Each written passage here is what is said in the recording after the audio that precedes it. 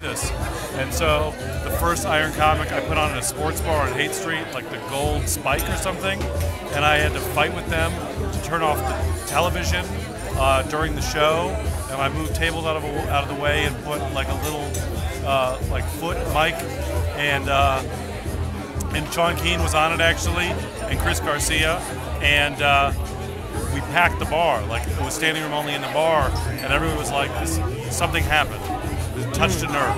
And then I moved to the makeout room, and within a few months it was on the cover of 96 Hours and selling out the makeout room. And so, it's become like a fun show that comics love to do.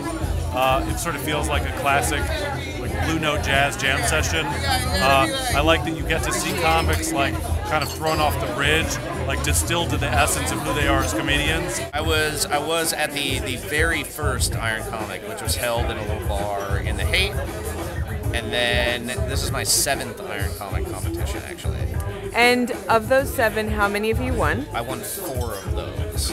Holy crap. But I'm only 1 for 3 at Sketchfest Iron Comics. And did you feel that the judges scored fairly tonight?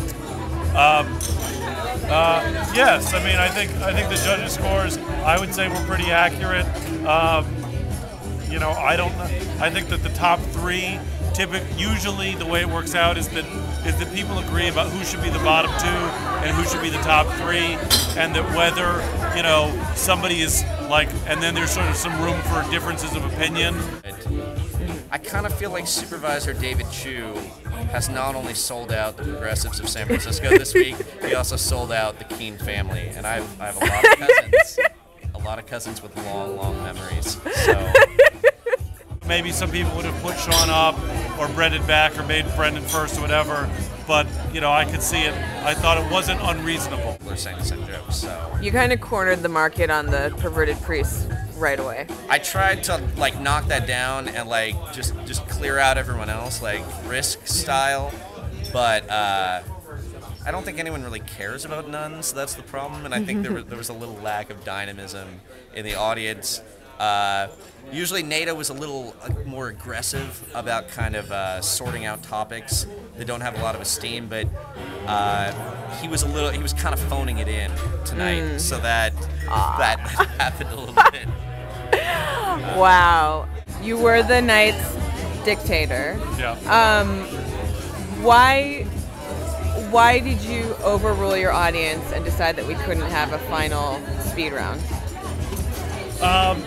Well, partly because I don't believe in just doing what the audience wants, and partly because I thought that, like the last Iron Comic we did in November, we had multiple sudden death rounds, but because when I went to the audience, it wasn't clear who the winner was, and so I wasn't just going to do multiple sudden death rounds. I wanted to, if there was already a clear consensus, I didn't want to upset it. Got it. So that's sort of why I did it like that.